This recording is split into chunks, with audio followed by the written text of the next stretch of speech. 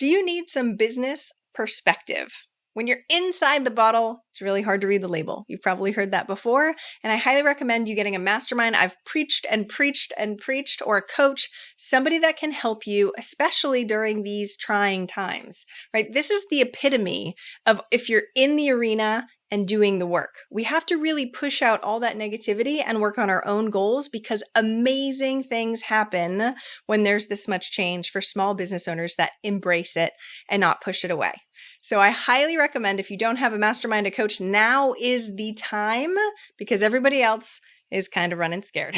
So if you're interested in my mastermind group, go check out eventualmillionaire.com/apply. We are taking applications now for our April group.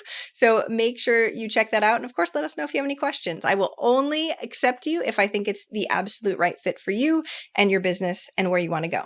Either way, have an utterly fantastic, amazing day. Stay tuned. Potent advice and inspiration from real self-made millionaires. Welcome to the Eventual Millionaire with your host, Jaime Masters. Welcome to Eventual Millionaire. I am Jaime Masters, and today on the show we have my good friend Lisa Fabrega. You can check her out at lisafabrega.com. We'll spell it in the show notes for you all. She's a leadership coach, and she talks about capacity. I'm so excited to talk to her about this today. Thanks so much for coming on the show today. My pleasure. I'm so glad to be here. So you have always been a shining light of boundaries and capacity. And when I first met you, I was like, I don't understand. I'm learning so much. I met you such a long time ago. And I've learned so much, especially on the business side of things when it comes to capacity and boundaries. So share with me a little bit more about what you view as capacity. Yes, I think it's a really good question. And I do think it needs to be explained, because it's not something we really talk about a lot, or that we consider a lot when we're looking at our business and earning more and doing more with that business. So capacity for me is your ability to hold, handle, and receive the next level of your work, of your money, of whatever you want next in your business. And the reason I really focus on this in my work is that I noticed that I had a lot of people who were very successful entrepreneurs or business owners who were coming to me, and they were like, everything was going well, and I've suddenly hit a plateau. And no matter what I try, no matter what strategy I throw at it, no matter who I hired that's like expert at strategy to help me figure this out, it's not moving, and I don't understand why. And I started to realize that in many cases, and especially when you get to a certain level of earning, and I've found it's around like the 200,000 mark, although I work with people who have capacity issues way before that too. And around that point is when we kind of know the strategies by that point. There's a finite number of strategies we can apply, and I think lots of strategies are great, and it just depends on what works for you. But then there's something else that's happening there. There's something else that is not working. And a lot of times it's the capacity. It's what is your capacity? Do you have the capacity to welcome in and hold? And do you believe that you can hold the thing that you're trying to get through that strategy? So I can give you lots of examples, but I basically ended up, I've been doing this for over 10 years now. We've known each other for a while. And I've realized that there's kind of 6 areas that business owners tend to have problems with in terms of their capacity.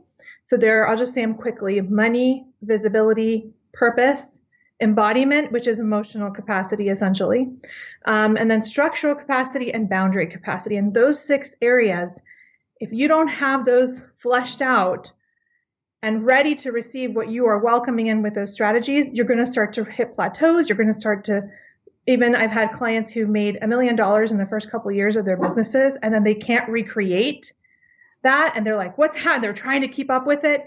And it's always a capacity issue. So my whole motto is, it's not your strategy, it's your capacity.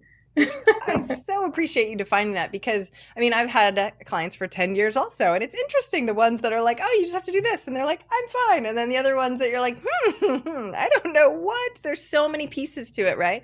And it's so internal, and we talk about it being internal, but we don't break it down. So the 2 that really popped up that you said was embodiment work and boundaries, because in business, we're all about like structure and blah, blah, you know what I mean? Those pieces, we feel like we get pieces of that, but tell me a little bit more and maybe give me some examples of those specific too. Yeah. Let's start with boundaries, because I love talking about boundaries. Because listen, most of the people listening to your show, you, me, we're no stranger to boundaries. In order to get to where we've gotten, we need to have had some boundaries. But here's the thing about boundaries. Boundaries are not just about putting up walls and keeping things out. Boundaries, and they're not just about other people. Boundaries are with ourselves too. And the place we forget to have boundaries is with ourselves and our thought processes and our nuances and things that we do that are sabotaging to us. And the other thing I like to say about boundaries is that boundaries are also specific requests that you make to the universe about what you actually want. And so what I mean by that is if I am setting a clear line that I'm not available for this kind of stuff in my business, I'm not available for team members that don't show up on time. I'm not available for team members that have tons of drama all the time. I'm not available for colleagues that want to get competitive instead of help me out. I'm not available for, that uncle that's constantly saying negative things and doubting my ability to do what I want to do. When we say we're not available for those things, we're also saying what we are available for. And we forget that part. So, in terms of boundaries, I have a perfect example. I was working with a client a few years ago who had actually built a really successful business. I think it was on the $650,000 revenue mark. And it was amazing because it was based on these retreats that she would do in these gorgeous locations. And you would just look at the pictures and you'd just be drooling like, oh my God, she has such a great business. And yet she could not move past 650 for the last couple of years. And she's like, I don't know. I signed up for this business mastermind. I still couldn't go beyond 650. What's happening? And I said, okay, let's go deep. Let's figure out what's really going on here. And part of it was that she didn't have good boundaries with her clients. And so her clients took up so much of her time that though she could handle it, she was afraid to bring on more clients or to expand into maybe a lower price offering that more people could come to, because she's, in her mind, it's going to be triple the amount of space holding that I'm going to have to be doing. And so there was this subconscious thing happening where she wasn't even aware it was a total blind spot. When she would get to 650, suddenly she'd start turning down certain opportunities, or she would refuse to raise her price on something, or she'd waffle on launching that other program that would put it out to more people in the world. And again, this is a great example of this subtle capacity thing happening. And embodiment. Well, hold on. I'm going to slow you down for a second because I just have to highlight. The reason why I'm laughing and smiling so much is because I know exactly that same story. Because when I first met you, I remember you have really, really good boundaries. And I remember I bumped up against one of them once and I was like, well, she doesn't like me, right? All these things. I had to Google what boundaries were. This is how I was like, wait, what exactly is a boundary? I'm a little confused, right? Many years of therapy later, no. But trying to figure out that exact story happened to me where I was on the codependent side with clients and was like, oh, I totally have to do everything for everybody.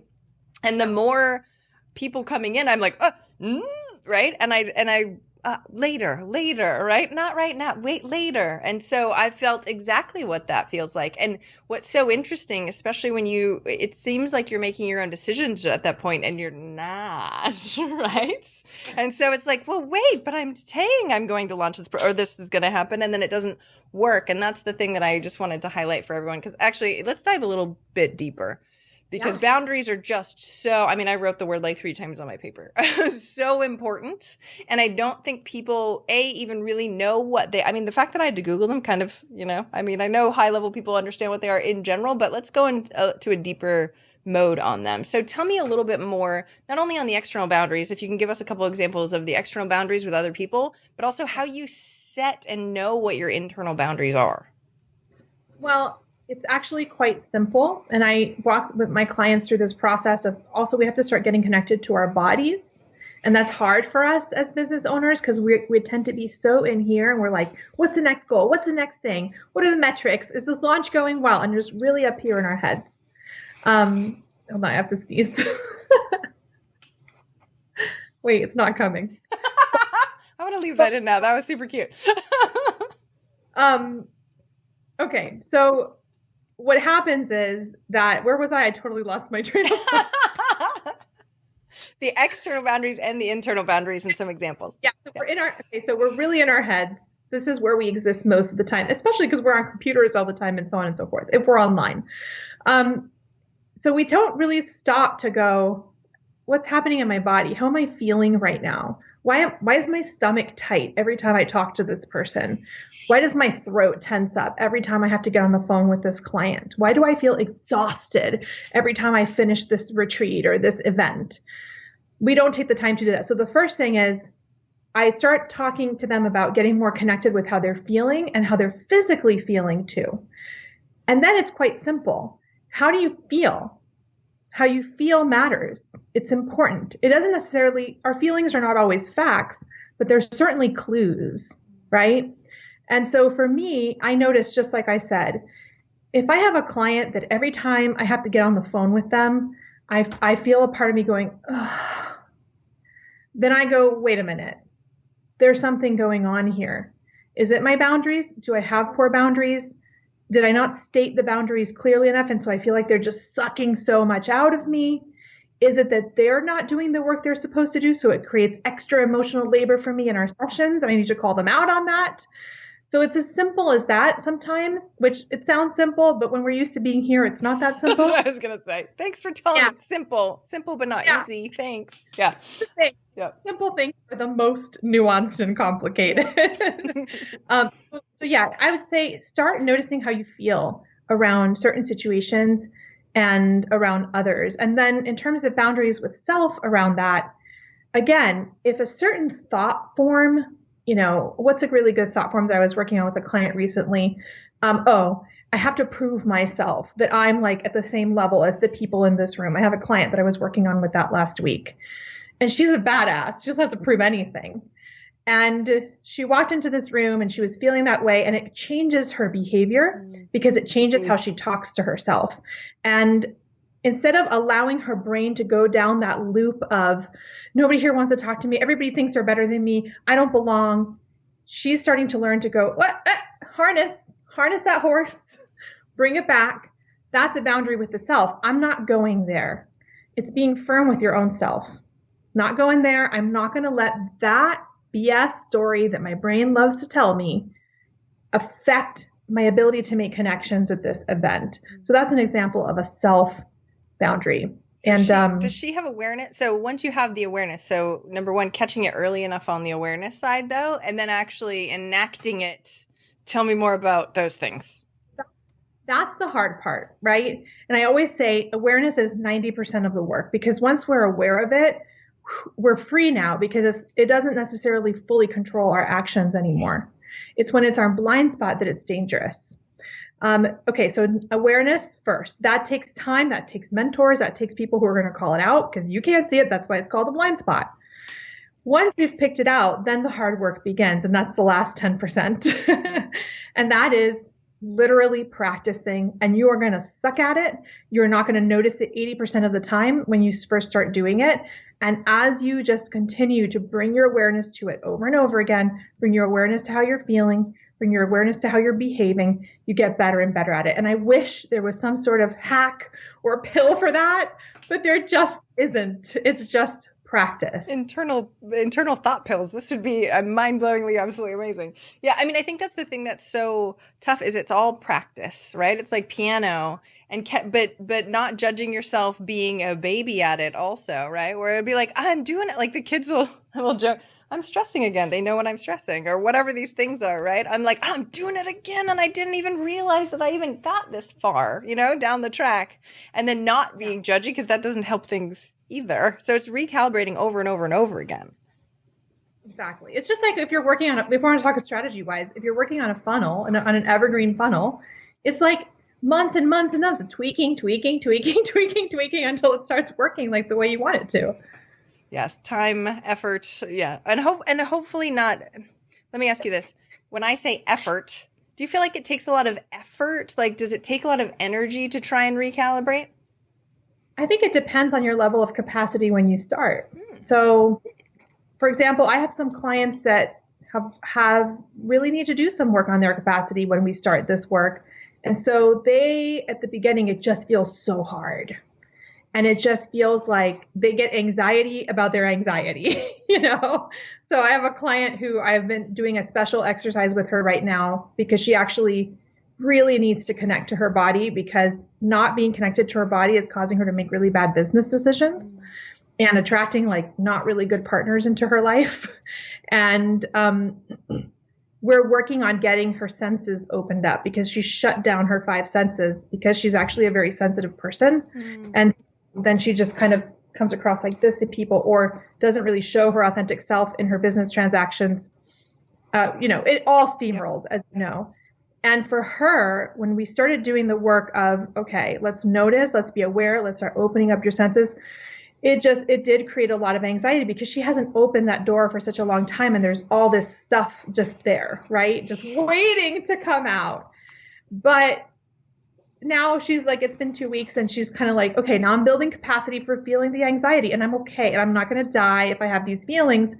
I'm building capacity for that. If you have a little more capacity, then it doesn't necessarily feel so hard. It just feels like you're mastering a new skill. And that beginning part of mastering a skill, you're just like, you want to throw it against the wall. It's so frustrating. So it really ranges on where you are when you begin. Yeah, so I'm learning oil painting. I'm good at painting in every other medium and not even close in oil painting. And it's like I have to be in the right mood, because otherwise I will want to throw it out the window, right? And the hard thing with the thought side of things is that it comes when it wants to come. So whether you're ready to work on it in that moment or not, you're like raring and ready to go. That's the time and place. And I think that's why it's so hard for recovering perfectionists to be like, it's like this.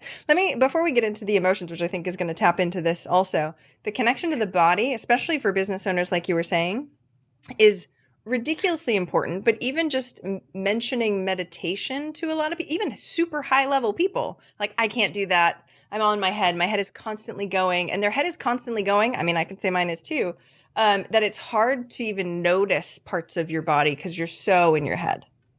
Yeah. That's when I use the good old fashioned threat to their success to get them to listen, because it's true.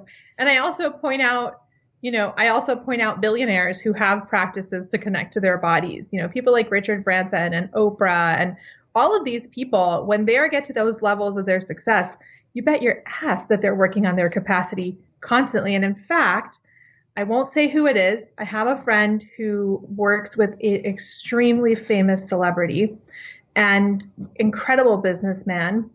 And he doesn't have business strategists. And like, his coach is her, and she's an embodiment coach.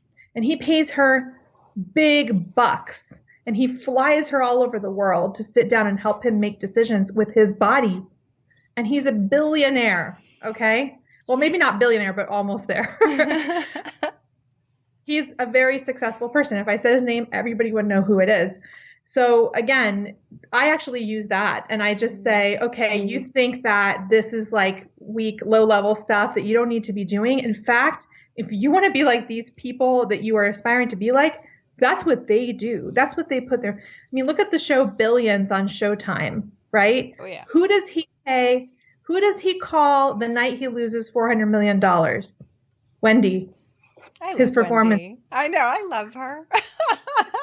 She's so great. So, that's what I kind of call them on their bluff, and I kind of go, oh, yeah, that you're too good for that? You can't find time for that? Well, then, sorry, you're not going to get to where you want to go, because you cannot get there without this work. And that tends to make them kind of go, oh, well, if it's going to affect my performance, then let me think about how I can incorporate this into my daily life. Yeah. A million times. It's so funny. After all these, we're up to almost 500 millionaires. And when we look at the trajectory, especially from Jaime programming brain when I started versus now, I'm like somebody called it the future strategies, right? Are all, I mean, not that they weren't internal beforehand, but we're finding nuances of these internal strategies as things are going on the personal development side, which I think are amazing. We live in the best time in the world that we can find embodiment coaches, because, 100 years ago, we were just trying to live. So I so appreciate people doing this type of work, so that way we can get better and better and better and more evolved and have more joy. So let's talk about the embodiment and the feeling side of things, because the point is also to enjoy our whole life and not hate our work. Of course.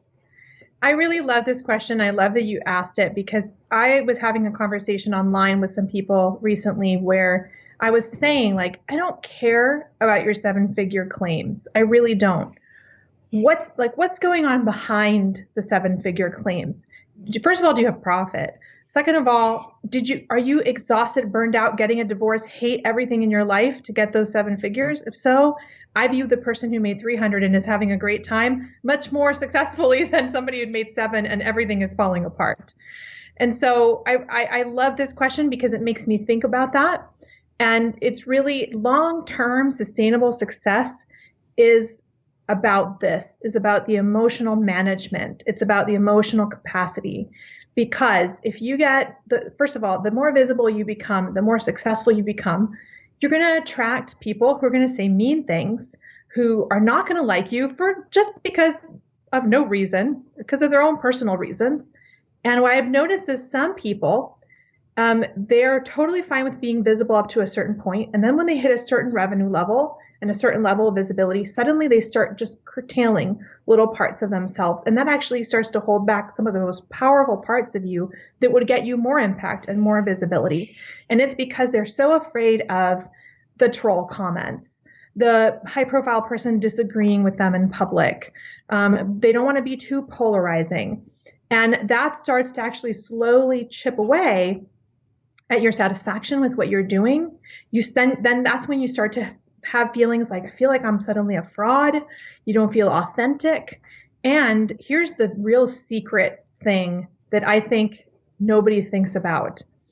It contributes to burnout so much, but in the slightest, most subtle way, and it happens long term.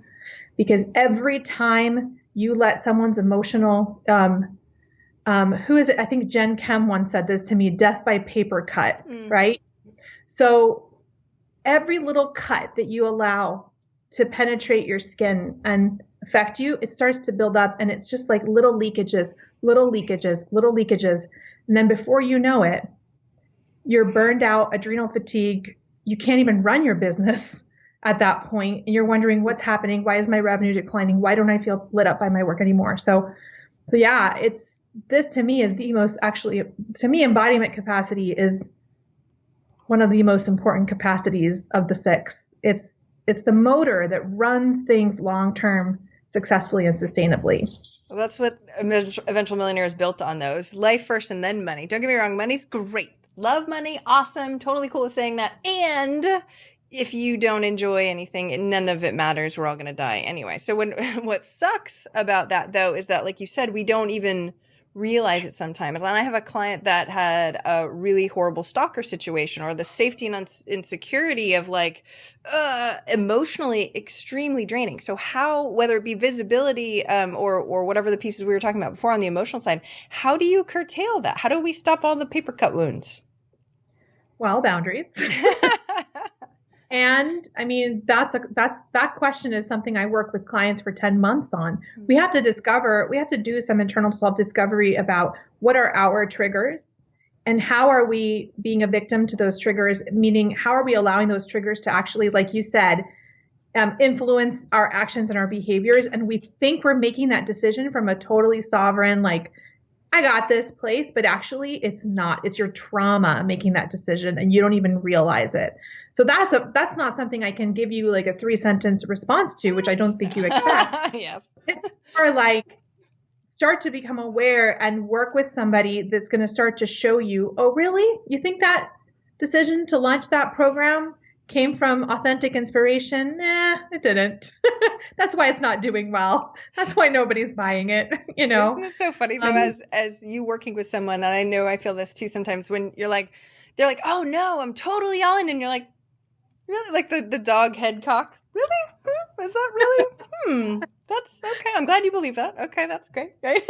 But like you said, when it's trauma based or when it's internal, it's hard to understand because we're all in our head, and a decision from trauma or a decision not from trauma in your head feels the same, right? Not necessarily in your body like you're talking about though. So give us maybe 1 or 2 tips on trying to uncover what that could be so we can sort of start them down the line. I think that question that we talked about is really good. So whenever I would say for a week, when you're about to make a decision, ask yourself, What's driving this decision?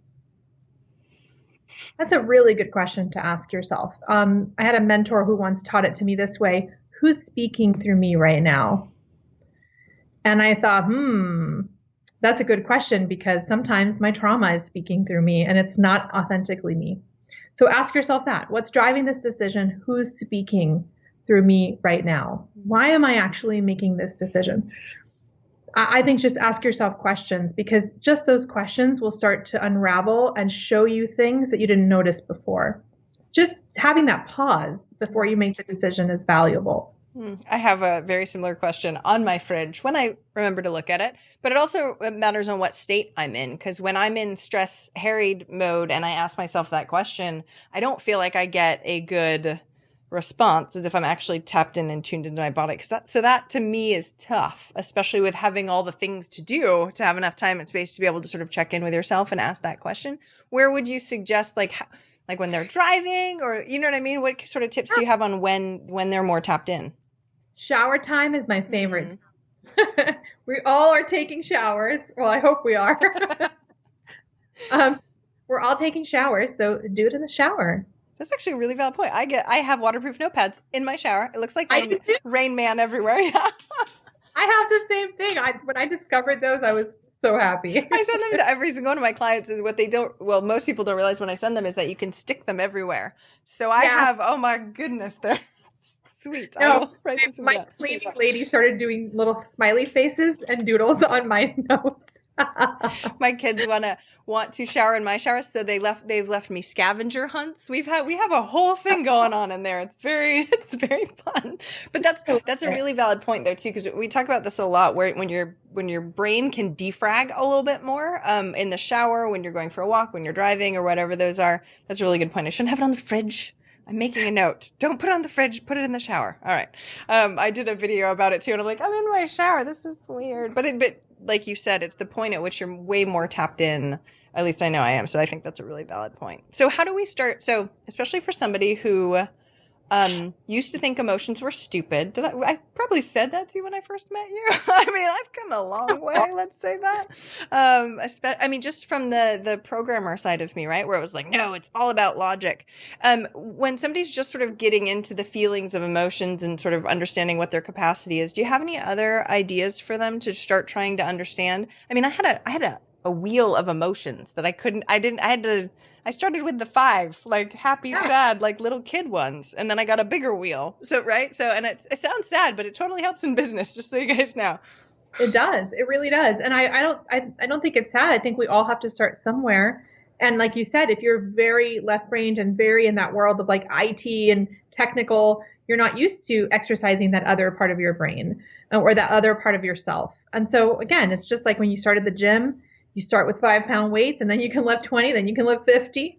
Okay, so one of the things that I love doing is what I was kind of touching upon that I was doing with a client is something I call the sense walk. And what's funny is our brains want to make it something more than it is. But what I want to say is it's magical in and of itself. Don't try to make it into anything. Just be with it. Just do it. And in fact, if you have no huge breakthroughs from it, I don't care. Just do it consistently. And what I do is I go on a walk. It could be 5 minutes. And I practice opening each one of my 5 senses. And what I mean by that is I walk outside, and I'm lucky enough that I live on top of a mountain in wilderness. So I have lots of pretty things to look at when I walk out. But it doesn't matter. You're in the city. And okay, I'm going to open up my sense of vision. Okay, I'm going to open my sight. Look around. Notice the bright colors of things. Notice the details of things that you don't normally look at because you're just rushing. Notice those details, and then just take a moment to see how they affect you. So that's my first thing that I do. Then I go to my sense of smell. Okay, now I'm going to put all my focus on my sense of smell. What does the air smell like? Oh, I'm getting a little hint of salt from the ocean nearby. Oh, and I smell like some flower around here. Or, ooh, that smells really bad. What is that odor? And again, how is that affecting me? And you just do that with all of your senses. Everybody who's a high achiever, which is all of my clients and all of us, goes, okay, so then what? And I'm like, we're not going there yet. Just do this exercise, because what does happen, and it's one of those things where there's certain things, like when I learned Reiki many years ago, the teacher would say, people are going to ask you what Reiki is. You can't explain what Reiki is. You have to put them on the table and show them what Reiki is. And then they get it when you do it. And it's the same thing. I can't explain to you what this is going to do for you until you do it. And what you will notice is it starts to slowly begin to open you up to receive more, to notice more things. And then it internally starts to reflect, where you start noticing how you feel about things a little bit more. You start noticing that somebody's draining you. You start noticing that you actually don't like to work on this part of your business, but it takes practice and you have to do it consistently. That is great. The sensitivity meter can go up. I had somebody at Internet Marketing Party, he was speaking, asked me to do that at Internet Marketing Party. Like, look, close your eyes, smell. I'm like sitting there going, but what's insane is, like you said, is it taps you in very quickly, just like using the shower. And that's a really, really good reminder that I need to do that, especially even if it's just for 5 minutes to make a big, big difference. I love this. Okay, I think we have to start wrapping up in just a second. But can we talk a little bit more about the boundaries and how we can bring this back? Because like I literally made a list of boundaries, and I know business owners, because I know you're in the digital space, marketing and that sort of stuff too. So when it comes to online, especially when it comes to trolls or stalkers or whatever it is, where are those lines of boundaries, both energetically and not? Because I've had my fair share, and I'm like, where is that line? Because if you just shut them down or you don't say anything, sometimes, I've had some crazy experiences. So give us some tips. I think this starts, again, I'm always going to go for like what's at the root of this. And I think this starts on working on your sense of self-worth. And what I mean by that is I am worthy of demanding these things and claiming these boundaries. I'm worthy of asking for these things. That's where we have to start, because if you don't think you're worthy, then your boundaries are going to be all over the place. And if you're worried about people being upset with you, then your boundaries are going to be all over the place. So we start there. But here's the thing about boundary capacity. It's not about the boundaries you have now. What I always ask when I get in the room and I speak to people about this, I always ask them this question, and everybody is like, I have them write down, okay, the person you want to be in 5 years. Close your eyes, see them, just get to know that person, okay? What are their boundaries like? Because that's the boundaries you have to start building now. Because the boundaries you have sustained you up to where you are. They're not the boundaries that are going to get you to where you want to be in 5 years. So that's the first question. Do you really have the boundaries of your future self right now? If you don't, you got to work on it. So that's the first thing. In terms of what boundaries are right for you and what works, honestly, I don't think there is a one set thing, because each person is different. For me, I have lots of different, in terms of trolls, and unfortunately, some clients, I've had very few, but I've had a few clients over the last 10 years that like, they just went batshit on me. And I'm like, what is happening? In that case, for me, what has worked for me is, first of all, I don't check messages on my support inbox and rarely on my social media. And because I don't want to expose myself energetically to that. That's what my admin person is there for. And they're happy to be like, poof, poof, poof, and kick all those things out of my inbox. So that's a boundary that I set many years ago that has been wonderful. I don't get notifications of unsubscribes. Why? Why would I do that to myself? Why would I go down that rabbit hole? No, I don't get notifications of that. And then a lot of the other boundaries have to do with just getting to know yourself over the years, getting in touch with your feelings, how things feel in your body. Actually, I don't want to be talking to you until 8 o'clock at night, client.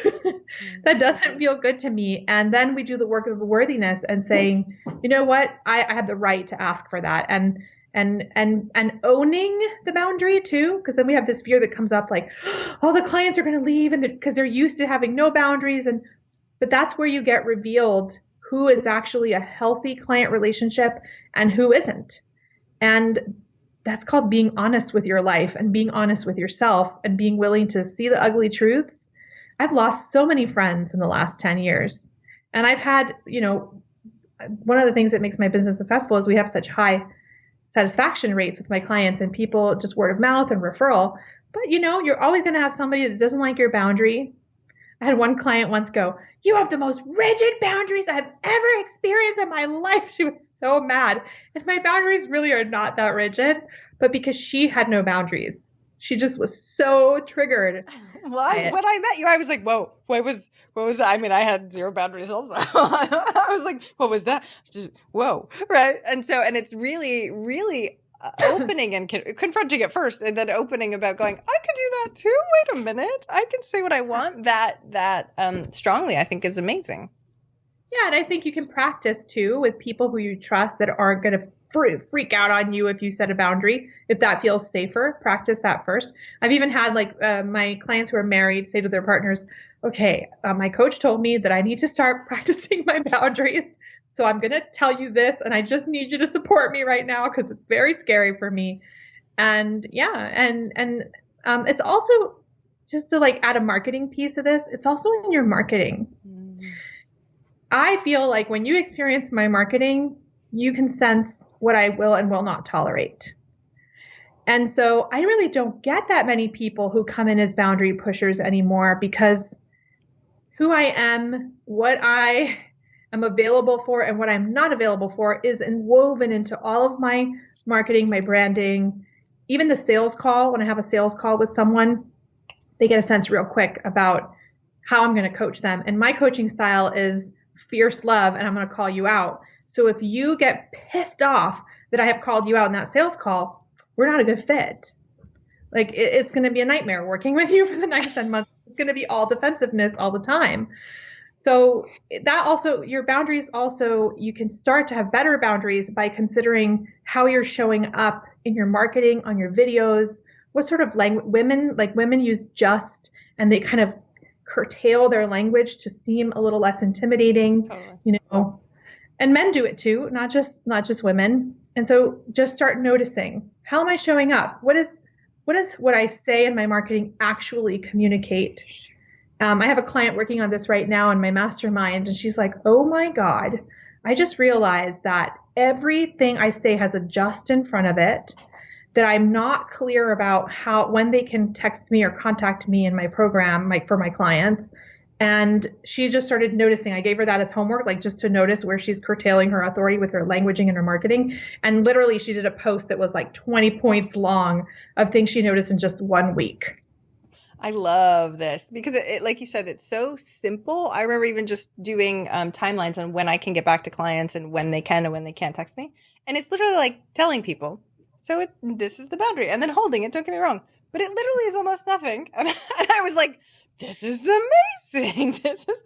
I have so much more energy. I feel like I actually have more of a say instead of letting people sort of run and drive you, but your authenticity just shines through. So I feel like so many other people are going, okay, well, let's set the boundaries and figure out my authenticity. And then I need a foundation 1 and then a foundation 2, right? And then it's like building on top of itself for knowing who you are and allowing it to be. So that's why I think your marketing is so awesome. You're like, I know who I am. This is very blatant. Let everybody know. And I share my political opinions. I share, all sorts of stuff because I want to repel the wrong people. I don't want. I've had the experience. You and I have. You've had it too. We've all had it. If you have a business, of the wrong people coming in, and it's costly because it drains team resources. It drains you. And I just want to say just one little thing about if somebody's feeling afraid of setting a boundary, listening to this. Your boundaries are also going to evolve. There are some things that I had to be very strict about a few years ago, that now I'm like, I don't really care, because now I have the capacity. Mm-hmm. So, I have my private clients. I have a very small number of private clients that I still see who I love. They're my VIPs, and they can text me whenever they want. There's no way I could have been able to do that 5 years ago because I was too fearful and I didn't know how to manage my energy properly back then. Now, you can text me at 2:00 in the morning. I'm not going to reply to you, but I don't care when you text me. And I'm not worried about, and if you start texting me too much and it's stuff we need to talk about, I'm just going to tell you. And so you'll notice your boundaries flux. They flow, they change. There are periods of your life where there are hard things going on where you need more boundaries. And there are periods of your life where you're feeling very well resourced and you don't need that many boundaries. And that's all normal and it's all okay. And being in touch with yourself and connecting with your body and how you feel allows you to do those calibrations. Thank you for saying that. Yeah, because the ebb and flow really, it's not like the programmer brain in me is like, if this, then that. If I make a program, then it's going to be like that forever. Thank you for adding that on there. Like a funnel. A funnel does not stay the same way forever, or it's because that's why they say passive income is not really passive. Well, and that's the funny thing too. The piece that you were talking about, it's so counterintuitive in your marketing to try and repel, but because business owners are like, but I have to, we want to at least attract as many people as we can, and then we'll filter them or whatever it is. But when money is like shown to your face, right? Well, I mean, I know they're not a great client. I've heard those. I mean, I know that maybe they won't be the best, and then you could predict the future in this if you really called them out on it, right? Instead of just doing it from the beginning, and then you don't have to worry about it. And sometimes you just exactly. I've done that. I've done that in the past, and you just have to learn from that. You have to learn that it's an experience that is so bad that it's not worth the money they paid you. And I don't want people to have to go through that, but pain, Pain is a wonderful teacher. as every entrepreneur is like, how many paper cuts do I have? Got punched in the face also, Band-aids. I love this. Thank you so much. I know we have to start wrapping up, but I so appreciate this. What is one action listeners can take this week to help move them forward towards their goal of $1 million? I'm going to ask you a question. And I think you're the first person to ever flip. Okay, go ahead. Well, my gift is a question for everybody to ponder. Okay. Where I want to be in 5 years from now, do I currently have the capacity I need to be there? And to explain that a little, what I mean by that is my entire ecosystem, internal and external, supporting where I want to go? That's what I want you to ask yourself, and get really honest with yourself about that question. I ask this question to all groups I speak to, and almost always the answer is no. And that's why it feels hard. That's why you're struggling, or that's why you can't figure it out. Do you have the capacity, the internal and external ecosystems supporting you and lifting you up to where you want to be in 5 years? Can I ask you a follow-up question to that? So if it is no, what do we do? I want to do this, so I'm going to write it down because pondering is not enough in my head for me. So I'm going to write it down. So if it's no, I'm assuming it's no for everybody that's saying it too. What do we do? How do we get that information more so we can do something with it? I'm a fixer, if you couldn't tell. Yeah, okay. If it's no, just the no itself is going to start to reveal to you where the no is happening.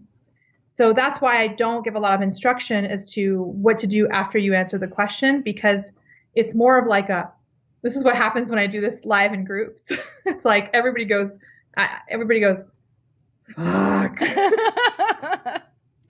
And they're like, I don't. And then the brain starts spinning and they're like, I need to fire this person. I cannot have this. I need to fire this client. I've got to get my husband on board and tell him that he's got to watch the kids 2 times a week. I can't do it all by myself. So that's why I don't do follow up to that question, because your brain is going to start spinning when the no comes. So that's what you mean by ponder. That makes sense. I know I've been in those states before where you're like, oh, and then all the answers come. So we have the main question for all of the answers. Thank you so much for coming on the show today. Where can we find more about you? Follow you on social, see your marketing so you can eyeball it?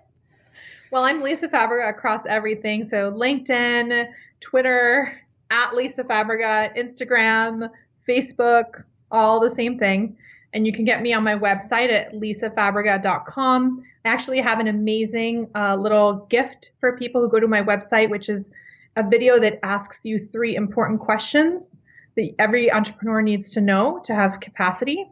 And then you get a series of videos that cover each of the 6 capacities and ask you more questions so that you can get acquainted with where your capacity is at right now. So you can get that on my website. Awesome. So if you want to dive deeper, and Lisa's an amazing storyteller, so you will be engaged as you go through. Thank you so much for coming on the show today, Lisa. I appreciate it. My pleasure. Thank you for having me. Thank you for listening and investing in yourself with your time. I so appreciate it. And if you enjoyed this episode, I would be forever grateful if you would be willing to leave a rating or review in whatever app you use for your podcast. I know that's what really bumps it up in the rankings. And I would so appreciate your time, especially if you've been a long time listener. But of course, if you like this episode and you're brand new, thank